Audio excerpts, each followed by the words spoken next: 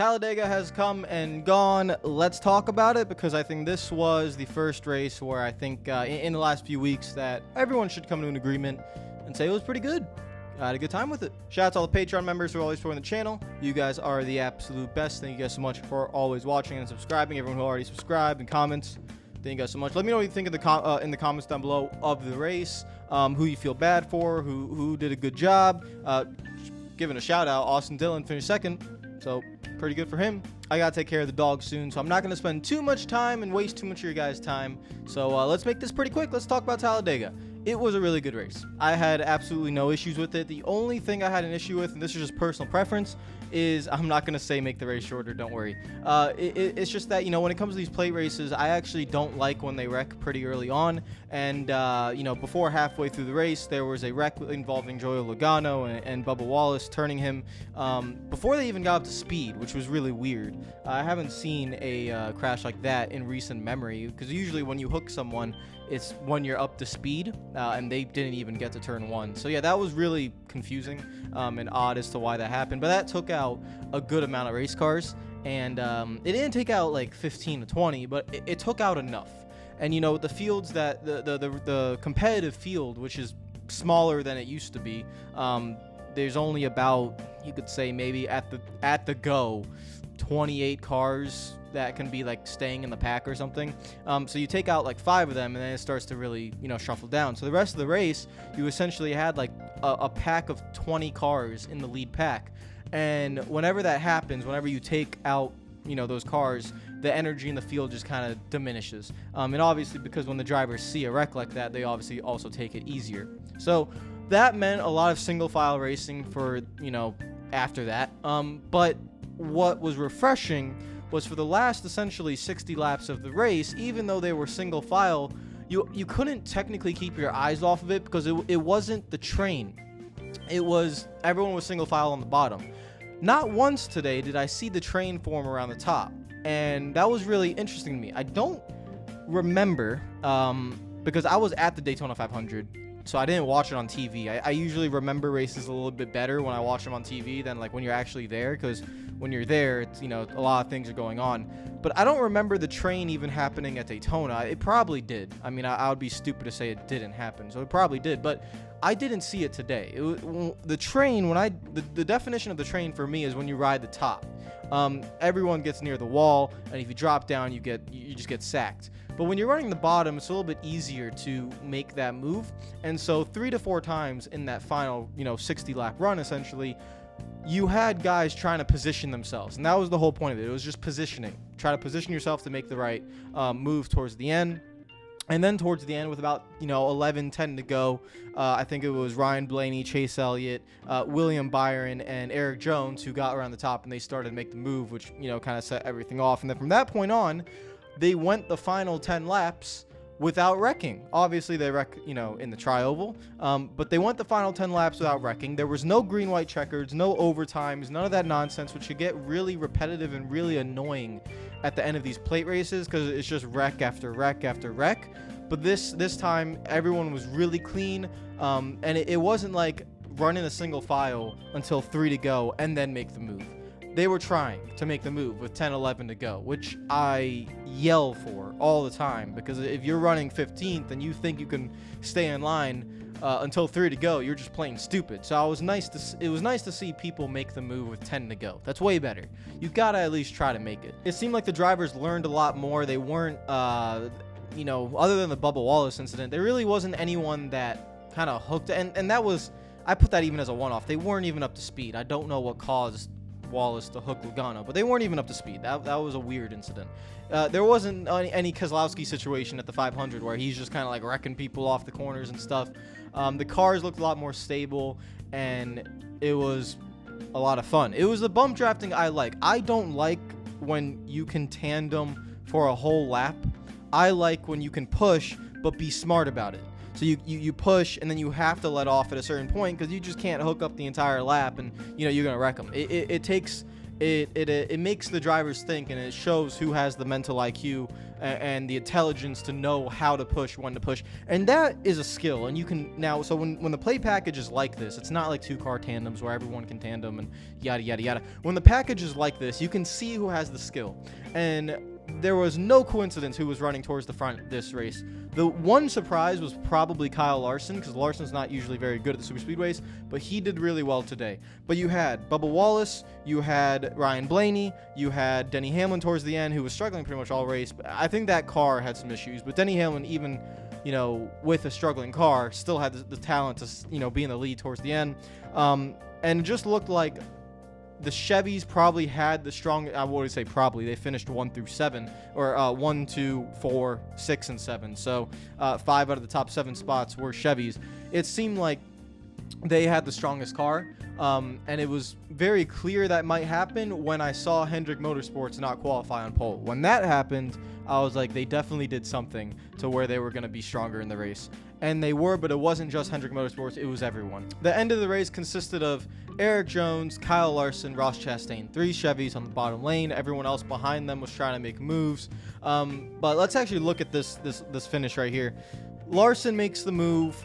He knew Kurt Busch was there, but he had to make the move. He couldn't just hit the brakes. He couldn't go low. So he had to try to force himself out there.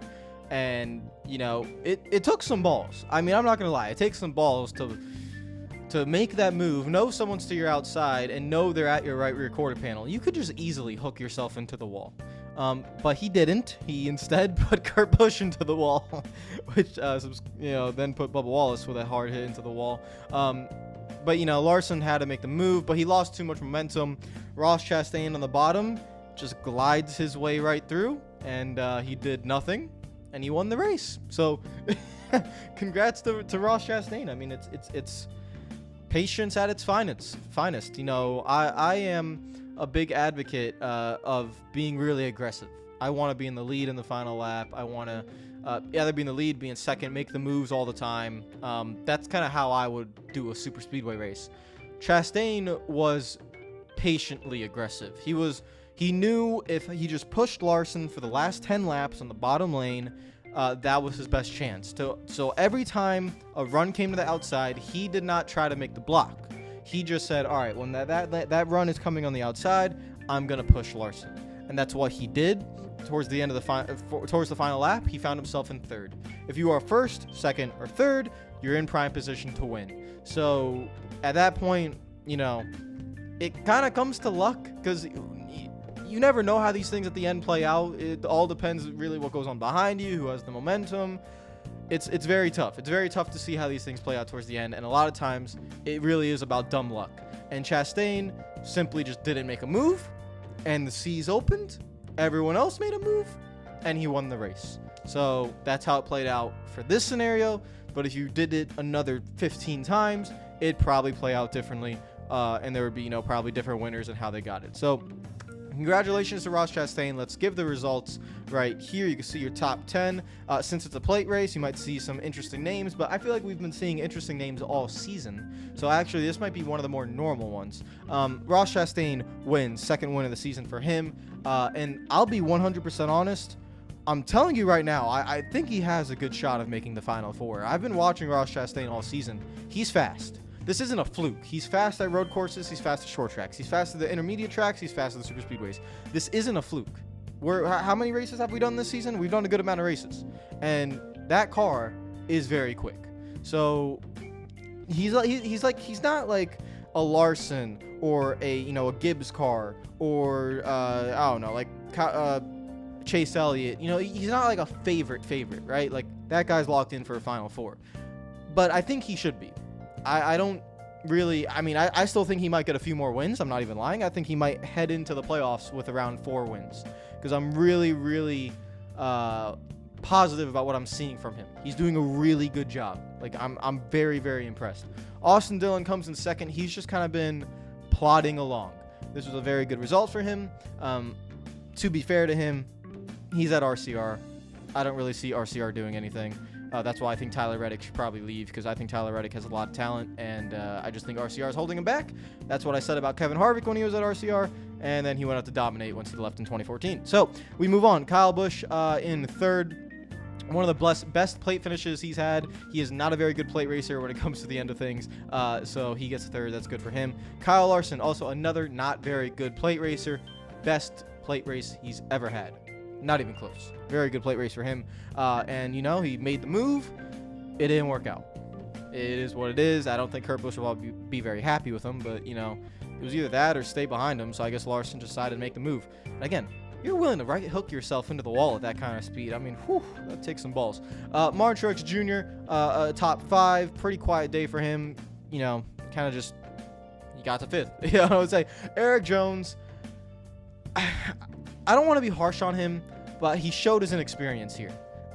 He was clear twice. He was the lead car in the outside lane, and he got clear twice, and he did not take it. William Byron did a fantastic job pushing him, and he did not take the bottom lane. And that's just an experience. It's something I like to relate to actually Bubba Wallace. Bubba Wallace used to do the same thing. He used to get to the lead and then not control both lanes. Now when you watch Bubba Wallace, he gets to the lead and he controls both lanes, or at least he tries to. I'm all about, hey, you pushed me. Thank you for pushing me. I'm going to stay in this line. But you can't do that with 5 to go or 4. I think he cleared with 4 or 3 to go. And when you are clear, you have to take it, especially when there's only 4 or 3 laps to go. That's an experience on Eric Jones' part. And there's nothing else to say about that. I don't mean to be harsh on the guy, but he just showed an experience. There are certain guys who have it at plate races. Denny Hamlin, Brad Keselowski, Bubba Wallace is getting into that category. Those guys have it at plate races. They know the moves to make and when to make them. I will put Ryan Blaney, Joey Logano also in that category. Chase Elliott, if you want to put him in there too. Then there are other guys that just haven't been in the position enough. And yes, Eric Jones has won at a super speedway, but he showed an experience. Like, he just didn't make the right moves. I don't know if I wouldn't say it's inexperienced. I know I said that but he has experience. He's not like a rookie driver, so it's kind of like, why did he not make the right moves, the right decisions? I'm not really sure there. Chase Elliott in 7th, gave it his best shot. Much better performance than Daytona. Michael McDowell in 8th. Honestly, I didn't see him all race. Good job to finish 8th. Alex Bowman 9th. Kevin Harvick 10th. Ryan Blaney is in 11th. And then let's actually go touchdown on 15th through 18th. William Byron, Kurt Busch, Bubba Wallace, and Denny Hamlin. Denny Hamlin's car just flat out sucked. I think he said it on the radio. I don't really know what was up with that car. Kurt Busch had a good run. Again, he got put in the wall by Kyle Larson. Bubba Wallace, I don't know how to explain it. He's becoming, let me put it this way. If you see a plate race and Bubba Wallace is not in the top 5 for favorites, and you see the odds for him, I would put money on him. Because he is, before you get to a plate race, you should clearly see that he's one of the favorites. He is becoming a really good super speedway racer. He just got shuffled out towards the end and couldn't get the track position back. It happens. No cautions. Didn't help. William Byron. I want to touch on William Byron. You guys know I've been hard on William Byron. I keep saying William Byron has to show the superstar potential that we expect from him. He dominated trucks. He dominated Xfinity Series. He struggled in his first 2 years in Cup, which is fine. I get it. You have Kyle Larson as your teammate. You have Chase Elliott as your teammate. It's going to be tough. That was the most mature performance I've seen from William Byron ever. He was terrific. He pushed Eric Jones. They fell back all the way to they were side by side with the 8th car in the inside line. And William Byron pushed Eric Jones all the way to clear Kyle Larson. Eric Jones didn't take it, but William Byron pushed him all the way. He led the most laps. He did a terrific job all day, and he was able to push. That is the potential I want to see from William Byron. He finished 15th. I always say about William Byron, he runs well, but he can never finish it off. This is one of those scenarios where he just did a terrific job all day, and it didn't work out at the end. That was the best plate performance I've seen from him, and he's having his best season. So I'm really, Ross Chastain's one of my favorites to make the Final Four. I can't say William Byron's there yet because he has underperformed too many times late in the season. But if he can get it, if he can perform late in the season, if he can put it together and get the results, this is a very dangerous driver. It's just about seeing that maturity and that progression in his career. This guy has superstar talent. I am sure of it. It's just about being able to do it. I think he has superstar talent. I think Ryan Blaney has superstar talent. These are two guys that I'm kind of just waiting for to just explode. They're just going to start winning a lot of races. As guys like Kevin Harvick retire and, maybe Denny Hamlin steps away and Kyle Busch steps away, there will be other guys that come to the forefront.